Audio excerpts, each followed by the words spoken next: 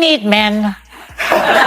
Most answered very quickly, no. But when men were asked a similar question, do we need women? Most of them said yes. So why do you think that is? Because men are useless. Modern feminism has become a widespread movement, but its impact continues to be a topic of discussion. While some view it as crucial for achieving gender equality, others express concerns about its current direction.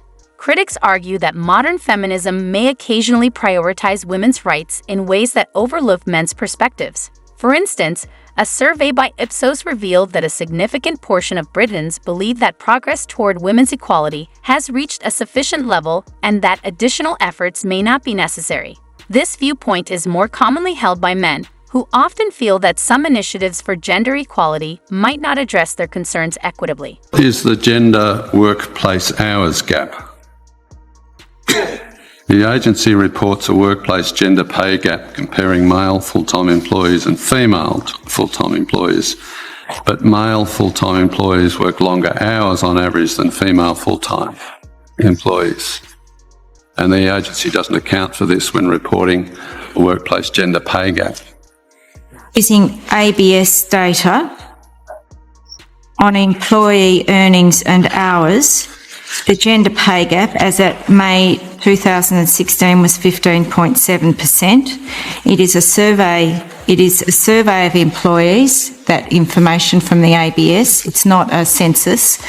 And it's only conducted every 2 years. They only collect the data every 2 years.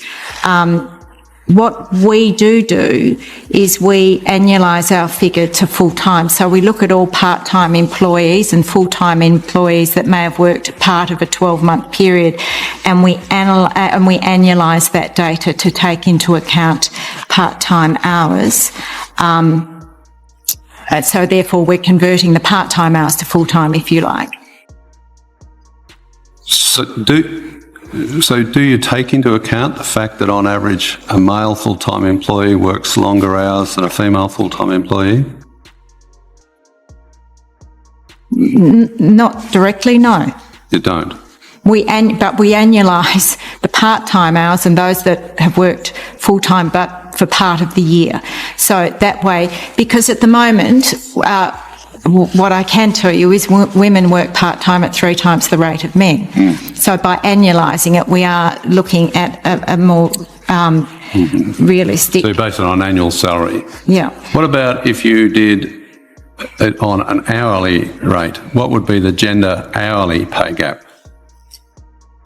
Well, we don't have that data, Senator. You don't have that data? No, because we ask for annualised salaries from our employers when they report their data in. Okay, so if a woman was working fewer hours but earning the same rate per hour as a man doing the same job, would that show up as a gender pay gap? No. Well, then in that case you are looking at hourly rates. Janine Budov, Research and Analytics Executive Manager. So we do not collect the real hours that an employee might have worked. So what we do collect is the hours that are specified in a contract, and that is provided by organisations to us. If that makes sense. Yeah, but I mean, do you annualise it on the assumption that men and women are working the same number of hours, or is it actual earnings? It's actual earnings, and we are unable to, we don't have the data to distinguish or to then adjust for hours, because we cannot collect the real hours that employees are working. So it's not possible to tell whether any or some of the gender pay gap is just simply attributable to a different number of hours worked. Is that right? It depends on whether we're looking at hours that are in contract, or whether we're looking at hours that employees worked as, overtime. Why is it you don't look at hours worked? You don't collect it, but the ABS does. It's available. It seems you're looking for information about a senator's argument regarding feminism. While I couldn't locate specific details on that topic, I did find some relevant discussions about feminism and the Equal Rights Amendment, ERA, that might be of interest. ABS does. It's available. The ABS does a survey, yes. Every 2 years. Yes. But again, as I say, we collect census data, that is survey data. And the other thing I would say at this stage, Senator, is just because somebody might be sitting at their desk for 12 hours a day doesn't mean you're getting 12 hours of productivity out of them, and doesn't mean that they're working in essence any harder than someone that may sit at their desk for 8 hours. So I don't think that's true, but they're getting paid for the 12 whether they're doing any work, or they're getting paid for however many hours they're sitting at their desk. It seems you're suggesting that the discussion around the gender pay gap might sometimes be oversimplified. While it is true that women on average earn less than men, this disparity is influenced by a variety of factors. And the issue for your agency is that if it's a male sitting at a desk, they're getting paid more than a female sitting at a desk. So the question is whether that, irrespective of the hours, the question is whether for those hours for which they're getting paid, is there a difference between men and women?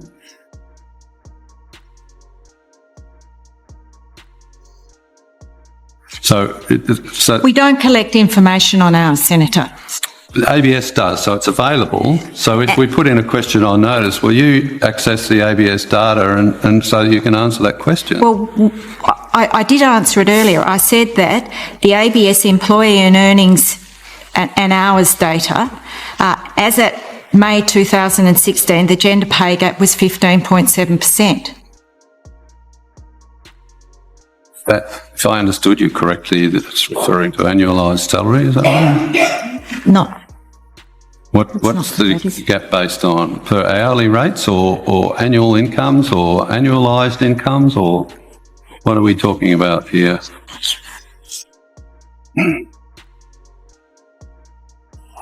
Okay. The EEH data, so that's the employee earnings and hours data, includes all employees regardless of employment status and reflects ordinary time cash earnings. The EEH survey produces hourly earnings for non-managers and can be used to produce a gender pay gap measure inclusive or exclusive of part-time employees. The EEH data can also be configured in a variety of other ways that are useful to the gender pay gap estimates, e.g. managerial versus non-managerial employees. The big drawback from where we sit is that EEH data was identified as being, is just done on a 2-year cycle. I don't think I can think of many men who would find it acceptable that a woman, irrespective of how many hours she's working in the day, if she's doing the same amount of work as a man, or the same job as a man, was paid any less on the basis that she's a woman. I can't think of any men who would support that. And yet, because you're not looking at hours, we don't know whether that's occurring or not. Am I right?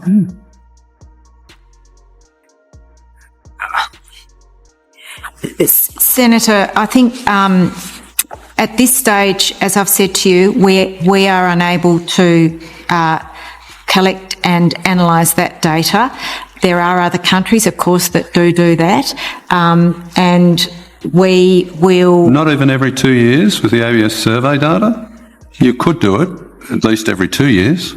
And I gave you the figure, 15.7%, based on the calculation that we last did. What's the 15.7 reflect? So what I was about to say, Senator, is I'm happy to take that question on notice and go back and look at that last calculation that we did and provide you with the workings on that. The conversation around gender equality is complex and multifaceted. While many advocate for equal rights and opportunities for women, others raise questions about whether this should also encompass equal responsibilities, particularly in areas such as military conscription. The debate over whether women should be subject to the draft is contentious. Some argue that if women seek equal rights, they should also be prepared to assume equal responsibilities, including military service. You want women to be signing up for selective That's not what I'm asking. It's not want. I'm saying, I'm do gonna you be honest think with that you. it would, do you think it would be equitable if we said No. if men have to bear this risk and they're denied these privileges, And I'm gonna tell you should why. we also No. force women? Why? No, because I don't believe that women are as capable in that capacity when it comes to physical strength, when it comes to other components of what needs to happen physically to be in the military on the front lines. Most times, I don't think they're going to be the best candidate for that job. So when I talk about military, it's not about woke for me. It's not about this gender and that gender. It's not about that. I want my military to be as best as it can be. And honestly, if you really took all the wokeness out of that, 9 out of 10 times, that's going to be a healthy, robust young man. Should we in some way devalue women's votes as a result of that? Absolutely. So what you want is more authority than men are allowed in the United States. What I want is for people, individuals across the country, men, women, regardless of race, regardless of ethnicity, regardless of age, once you hit the eligible age to vote, I want them to have a stake in the game.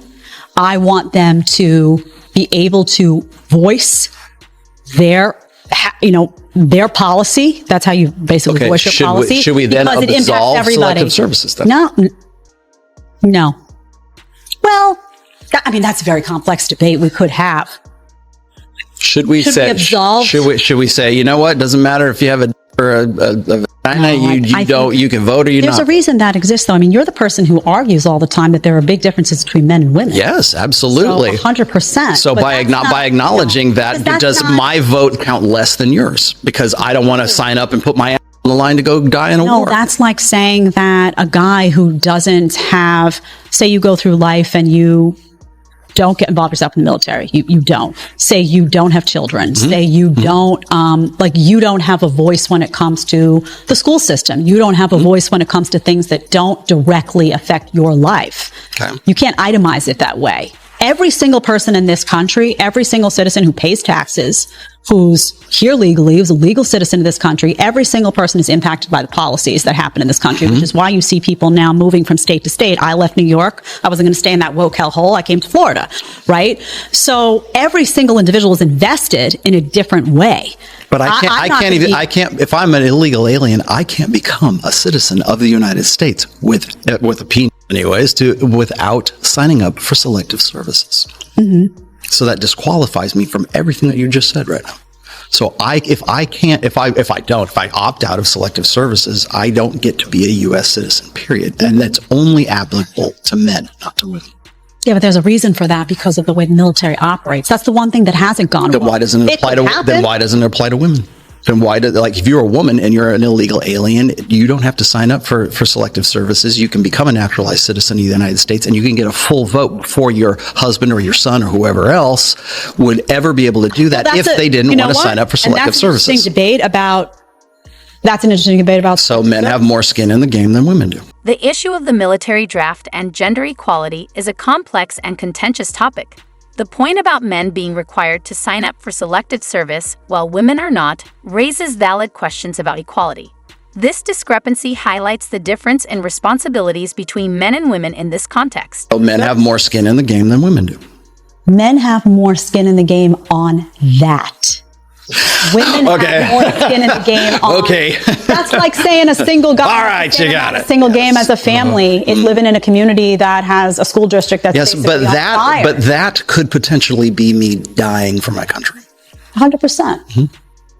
So should my vote count more or yours count less because that is a much higher stakes game than what school is my kid going to You don't want to live in a country. I certainly don't want to live in a country where we're now going to look issue by issue and say that your vote counts more or less based on your investment. That's exactly what they used to do back prior to 1920. That's why women didn't want the vote. I know, because they looked at the vote. They looked at the vote much differently. Right. That's one of the reasons why men resisted for a long time, because men had more skin in the game prior to 1920. I don't think now you can have a conversation about elimination of selective services. That's a whole other debate that we could sit here and have.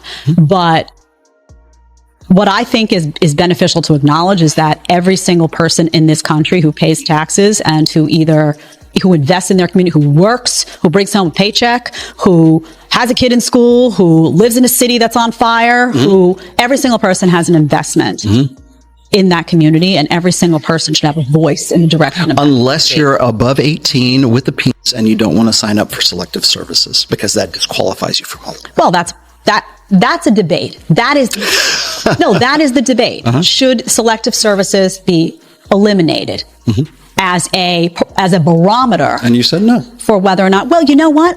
No one's ever asked me that, to be perfectly honest with you. See, I would have to I bring the good shit when I come in here. I would have to really. Some argue that equality should encompass both benefits and responsibilities, fostering a sense of mutual obligation and shared citizenship.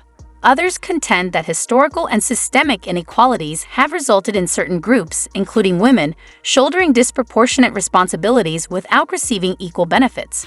Ultimately, what constitutes fairness and equality is shaped by individual values, experiences, and an understanding of social and historical contexts.